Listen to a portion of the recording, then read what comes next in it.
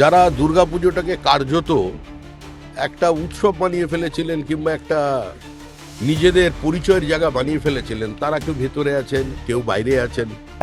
রাজনীতির জায়গা আছে, পুজোর জায়গা আছে, সার্বজনিক পুজো সার্বজনিক হিসাবে জোর গলায় বলছি যে আমরা পুজোতে রাজনীতি আনবো না।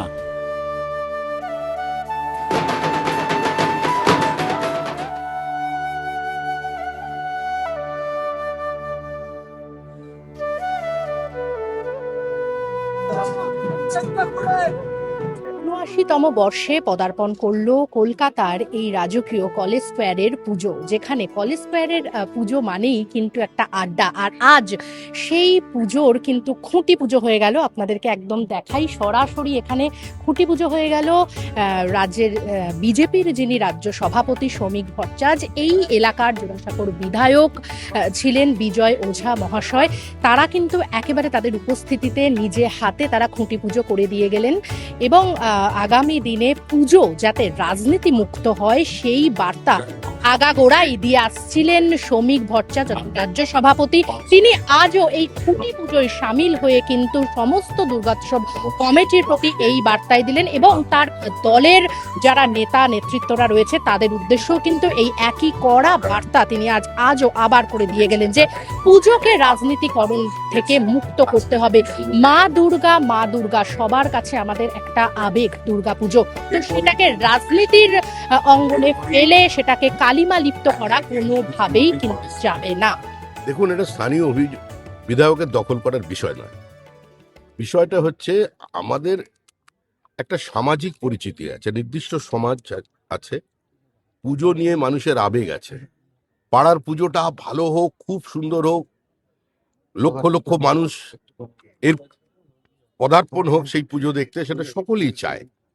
কিন্তু এখন কিছু কিছু পুজো উদ্যোক্তারা যারা দুর্গা পুজোটাকে কার্যত একটা উৎসব বানিয়ে ফেলেছিলেন কিংবা একটা নিজেদের পরিচয়ের জায়গা বানিয়ে ফেলেছিলেন, তারা কেউ ভেতরে আছেন, কেউ বাইরে আছেন, কেউ সুখী গৃহকোণে আছেন, কেউ পুজোতে নেই। তারা কেউ এগিয়ে আসছেন না। কেন এগিয়ে আসছেন না? একটা শূন্যস্থান তৈরি হচ্ছে। ফলে কিছু মানুষ এই সুযোগে তারা সেই পুজোটায় চলে যাচ্ছে। আমাদেরও কয়েকজন গিয়েছিল। আমি প্রত্যেককে বলেছি যে যারা যেখানকার বিধায়ক তার নির্বাচনী কেন্দ্রের মধ্যে 100 পুজোর সঙ্গে যুক্ত হোক, সহযোগিতা করুক। তার যদি সামর্থ্য থাকে 4টে অ্যাডভার্টাইজমেন্ট বেশি এনে পুজোকে একটু আর্থিক সমৃদ্ধি বৃদ্ধি করার তার দায়িত্ব, সেটা করুক।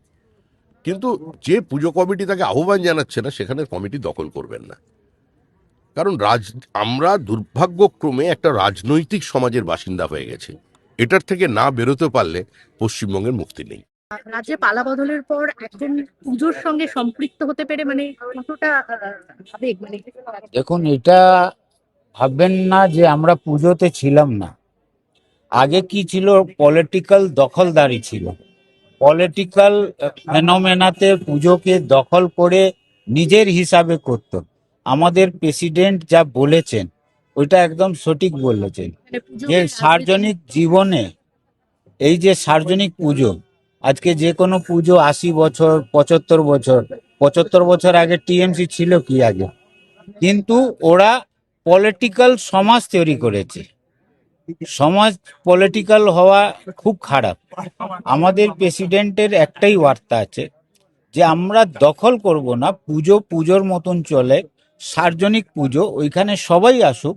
আজকেও আপনি বক্তব্য শুনলেন ক্লিয়ার করে যে রাজনীতির জায়গা আছে, পুজোর জায়গা আছে, সার্বজনিক পুজো সার্বজনিক হিসাবে।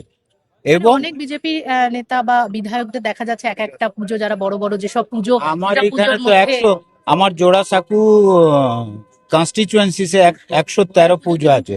হচ্ছে।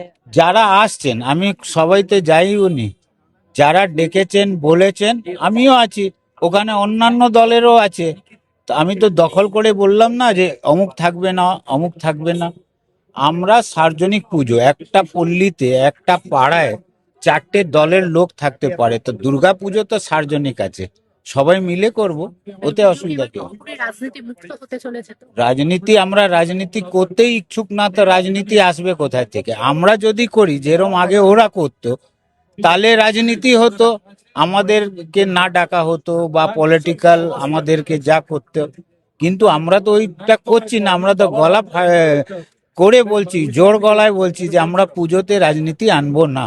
তো বারবার একটাই কোশ্চেন করলে তো অসুবিধা আছে, যে আপনারা মেসেজটা বুঝে যান। আজকেও প্রেসিডেন্ট বলেছে, গতকালও বলেছে।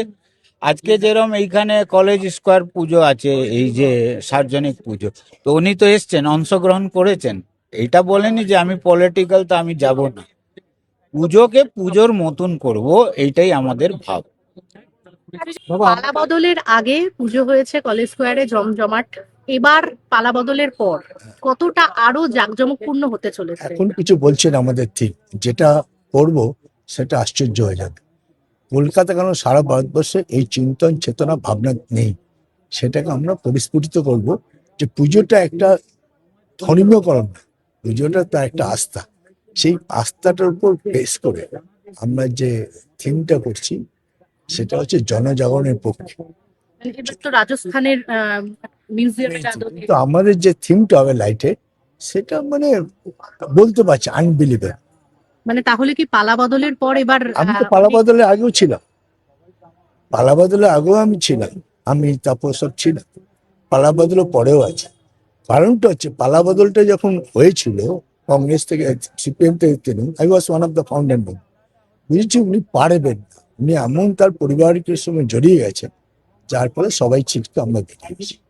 রাজস্থানের অ্যালবার্ট মিউজিয়ামের আদলে কিন্তু এবার কলেজ স্কোয়ারের পুজো মণ্ডপ সেজে উঠছে। আজ হয়ে গেল খুঁটি পুজো এবং এখানে তার একেবারে প্রতিকৃতি রাখা রয়েছে আপনাদের জন্য, এবং এবার পুজো আরো জাঁকজমকপূর্ণ হতে চলেছে, এমনটাই কিন্তু দাবি এখানকার পুজো উদ্যোক্তাদের। ক্যামেরায় জয়ের সঙ্গে নিবেদিতা, বাংলা হান্ট, কলকাতা। আরো ভালো ভালো খবর দেখতে সাবস্ক্রাইব করুন বাংলা হান্টের ইউটিউব চ্যানেল। বাংলা হান্টের আরো খবর দেখতে নজর রাখুন। বাংলা খবর মানেই বাংলা হান্ট।